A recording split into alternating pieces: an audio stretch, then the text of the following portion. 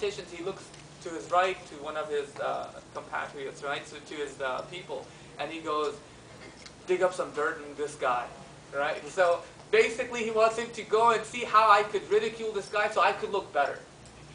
I dig up some dirt on this one. Why? Because I'm looking to dig up some dirt so that I could put this individual in this place and I could show myself as someone to be higher than that. And that's why privacy, again, coming back to the full circle, that is why Islam, when Allah subhanahu wa ta'ala talks about these issues, He looks at it not just like, don't do this, but He looks at like all of the related issues that are next to it.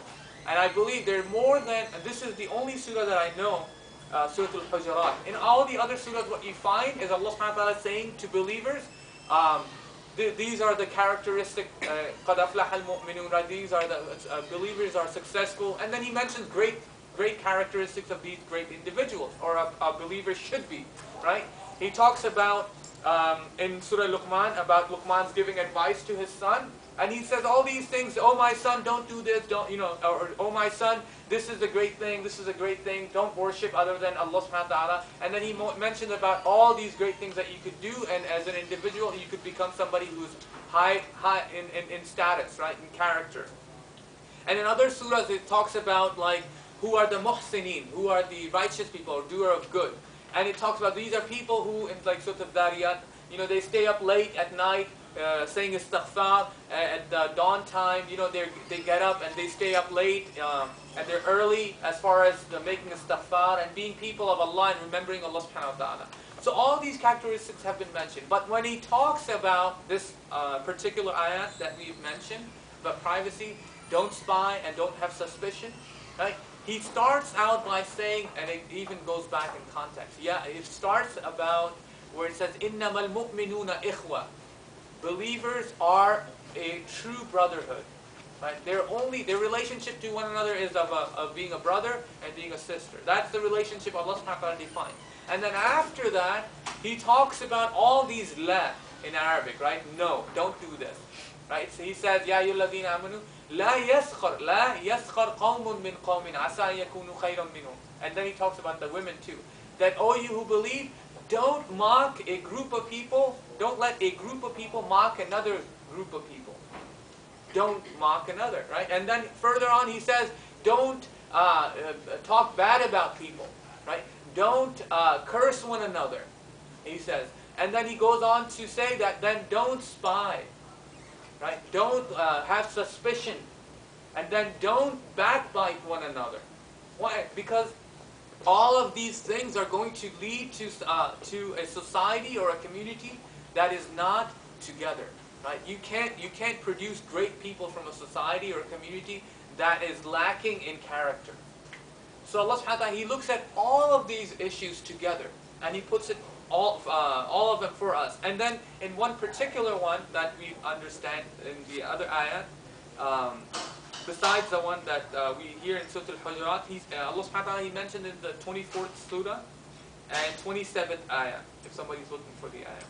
And He talks about the privacy in the house. Right? This is the most private of all places is going to be your house and your inner dwelling places. Because Al-Hujurat also means private apartments or compartments of the Prophet ﷺ where he used to live with his family. So these were things that were related to the Prophet ﷺ when people used to come and they did not care about the privacy of the Prophet ﷺ. What they used to do, this whole surah was revealed just because of that. What did these people, individuals used to do? They used to come to the houses or to the small rooms that were attached next to the masjid, right? So the Prophet ﷺ did not have a castle. So he had these small rooms next to the masajid where his wives used to be. And people used to come from outside, not the Sahaba like Abu Bakr as-Siddiq and Ali radiallahu anh and Umar and Hassan and Hussein, right? These are not individuals we're talking about. These were people who were new to Islam or had just recently embraced Islam. So they would come, or a particular group had come, and they called the Prophet ﷺ, right? There's no, like, people don't feel that there is privacy, right, with leadership. So they would come and they would say, oh Muhammad, come out. We need to talk to you. Sallallahu Alaihi Wasallam, right? I mean, he might be busy with some certain other things. So Quran Allah subhanahu wa ta'ala then reveals the entire surah teaching people how to have etiquettes with one another. Right? Ethics, morals with one another. Don't just think that you could just walk in and then call on the Prophet ﷺ, because he's not like another person that you could just call on your friend. You know, you could go to somebody's house, start honking and start yelling their names, and then what happens? Before they come out, who comes out? Their neighbor, right? Or before they come out, their mother would come out and they say, it looks like one of your friend, you know, Ahmed, or, you know, little whoever, right? Abdullah. So, and she'll go inside and she goes, tell them not to do this ever again, right? And then you get mad, and then the whole thing goes on the side. But that's another deal.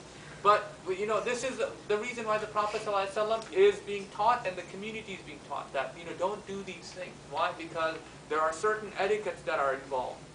Now, what I want to look into, I wanted to talk about the house stuff, or Allah subhanahu wa ta'ala, He mentions in the ayah, which means in English, Ya ayyuhalladhina amanu, O believers, right? Do not enter other houses than your own until you have been given the approval from the owners, right? Or those who live inside the house. And have wished them, and you have given them salam, or peace. This is the best way for you. It is expected that you will observe it. Right? This is what Allah subhanahu wa ta'ala, you know, in a nutshell, Allah subhanahu wa ta'ala is saying, ask permission before you enter the houses of other people, right? You have to respect that. In the Arabian culture, which is a culture that's not very sophisticated, right? So you would have certain times people would just walk inside. If you were a good friend with somebody else, they'll just walk in there and they'll say Sabah al-Khair, and you're like, oh my God, you know, I haven't even brushed my teeth, right? And this guy's inside your house, right? Sabah al-Khair, good morning, right? He'll just walk it right in. They used to do that, literally speaking. They used to walk in there and be like, hey man, you got anything in the fridge? I mean, it wasn't the fridge, but you know, you get the idea, right? So they'll just walk in there. I don't know if they were looking for food back then, but they would walk in there and they'll just start talking and so Allah subhanahu wa ta'ala, He says, no, these are not, this is not a way of behaving with one another. And if you look into it, one of the words that Europeans or the what do you call even the Western people got it really wrong, right? The concept of harem, right? H-A-R-E-M, right? Harem. What is harem? You have like all these ideas about it, right? It was simply private quarters of Muslims where people were not, outsiders were not allowed to go in. Right? This was a cultural thing that Muslims developed in the later period. So you would have the outer courts where people would come in and sit down, right, and talk to one another, and like where the families would meet, and then you had the inner places, inner rooms, where you were not allowed to go. So if you were a visitor, you know, the best of friends will stay in that area, the courtyard, or the place that was for friends to come over and visit, right? And then you had these inner quarters where nobody was really allowed to go, and those were called harem, right? But some other people had all these other ideas about it. So Allah subhanahu wa ta'ala, He mentions to believers that don't do this. Why? Because again, privacy in Islam, how you're going to deal with another. And then the Prophet ﷺ, look at these reports from the hadith of Abu Dawud and Bukhari and other books of hadith. It has been reported that a man came to see the Prophet ﷺ and sought permission for entry while standing just in front of the door. Right? So the guy was like right in front of the Prophet ﷺ, the house.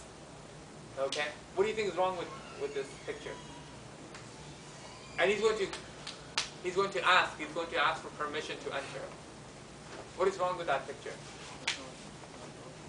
It's a rhetorical question, so you don't have to answer. I want you to answer it in your head. What do you think is wrong with that picture? I show up at Aunt Flan wa Flan, right? And I go and I knock there. I'm right in front of the house. Open up the door. What's wrong with that picture? So let's hear it. He was just standing just in front of the house. The Holy Prophet ﷺ said to him, stand aside. The object of the commandment for seeking permission is to prevent casting of looks inside the house. Right? That the reason why it's mentioned that you seek permission before going in, although this person's seeking the approval before he goes in, the permission, the idea behind it is that the privacy, right, of the people is not violated. So you